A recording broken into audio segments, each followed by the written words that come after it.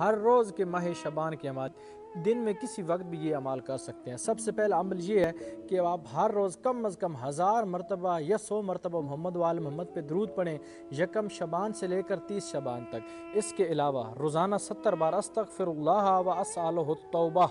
یہ لکھا ہوا بھی چاہیے تو آپ کو مل جائے گا۔ اس کے علاوہ روزانہ 70 مرتبہ استغفر اللہ الذی لا الہ الا ہوا الرحمن الرحیم الحی القیوم واتوب الیہ، 70 مرتبہ اس کی تلاوت کریں، اور اس کے بعد 1000 مرتبہ لا الہ الا اللہ ولا نعبد الا ایاہ مخلصین لہ الدین ولو کرہ المشرکون، اس کا عمل کریں، یقیناً آپ کی حاجات بھی پوری ہوں گی اور آپ کے سارے گناہ بھی معاف کر دیے جائیں گے۔